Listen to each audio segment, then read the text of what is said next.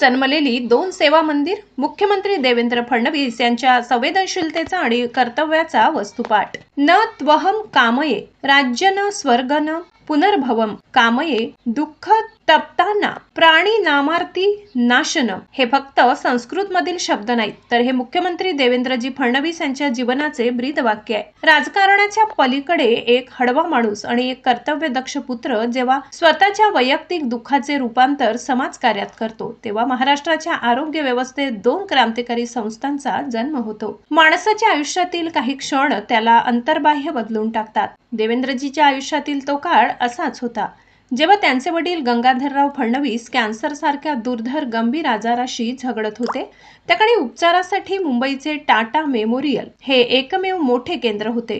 वडिलांच्या उपचारासाठी मुंबईत आलेली ती परवड, टाटा रुग्णालयावर असलेला प्रचंड ताण आणि सर्वसामान्यांची होणारी ओढाताण देवेंद्रजींनी स्वतःच्या डोळ्याने अनुभवली होती। त्या वेदनेतूनच एक निशब्द निश्चय झाला, जे माझ्या वडिलांच्या वाट्याला आले ते महाराष्ट्रातील इतर कोणत्याही सामान्य माणसाच्या किंवा गरिबाच्या वाट्याला येऊ देणार नाही। त्यातूनच नागपुरात उभं राहिलं नॅशनल कॅन्सर इन्स्टिट्यूट। आज हे केंद्र केवळ शोभेची वास्तू नाही, तर कॅन्सर रुग्णांसाठी आशेचा किरण आहे। पैसे असतील किंवा नसतील, पण उपचाराअभावी कुणाचेही प्राण जाऊ नयेत ही देवेंद्रजींची संवेदनशीलता या इन्स्टिट्यूटच्या प्रत्येक कोपऱ्यात लिहिलेल्या बहुभाषिक सूचनांवरून लक्षात येते। देवेंद्रजी एवढ्यावरच न थांबता कॅन्सर इन्स्टिट्यूट उभी केल्यानंतर देवेंद्रजी हे जाणून होते की अनेकदा आजार फक्त वेळेवर निदान न झाल्यामुळे बळावतो। MRI, सिटी स्कॅन यासारख्या महागड्या चाचण्या सामान्य माणसाच्या खिशाला परवडत नाही। पैशाअभावी तपासणी लांबणीवर पडते आणि आजार हाताबाहेर जातो।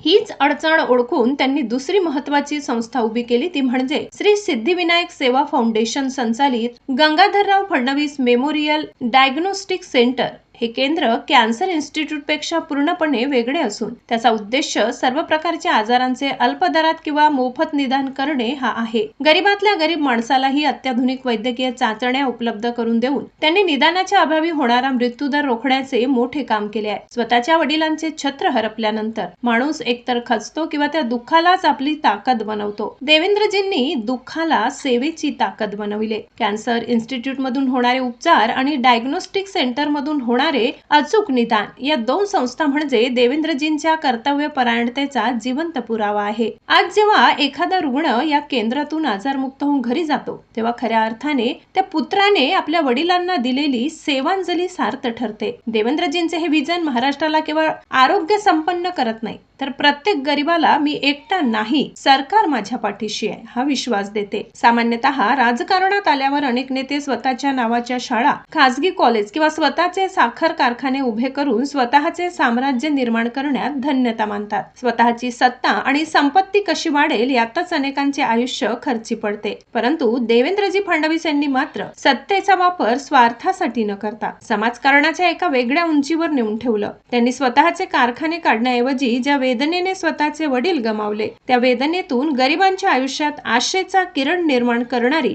नॅशनल कॅन्सर इन्स्टिट्यूट आणि Gangadharrao Fadnavis memorial diagnostic centre उभे केले। खानदेश सुपरफास्ट न्यूज प्रतिनिधी राजदीप शिंदे।